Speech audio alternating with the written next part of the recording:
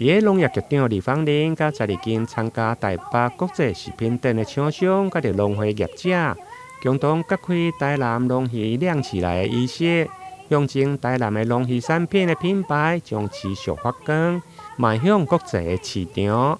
今年我們的參展攤位更多，有12個廠商，還有一些外圍幫忙的一些團體也有去租攤位的。我相信我們今年的業績會更好。24號到27號。這個4天的過程裡頭，也能夠拿到滿滿的訂單。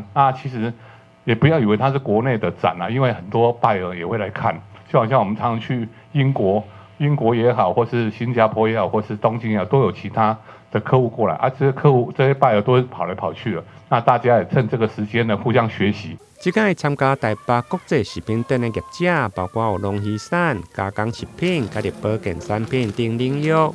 以及鹽水，甲伫嘉義區農會等，因一寡是參加過幾啊屆，或者是第一屆來參展，希望會用個搶攻國內外的商機。其實我覺得這是一個非常好的平台。那包括我們到台北的國際食品展，我們大概每次都會有不下100家的採購到現場去跟我們做接洽。那甚至有一般的消費者跟我們做接洽。所以我覺得這個台北國際食品展是非常好的一個平台。那特別我們有得到我們市政府的一些相關的幫忙，還有一些我們現場也有這個舞台的活動，幫我們做我們產品的推廣推銷。我做產旅，就是這一隻胡馬。產銷履歷的產旅，就是第一支上全國的舞台，我已經在台北跟我們台南市政府已經發表兩次的記者會了。這一支合法的黑金有產銷履歷前端，從土壤的檢測，從播種，從田間的管理栽培，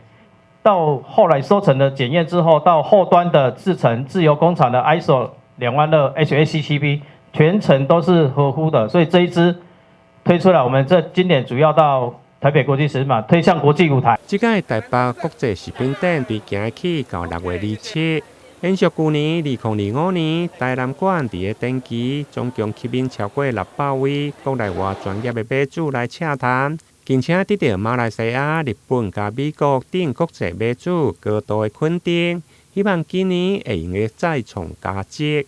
台南新聞林榮根採訪報道。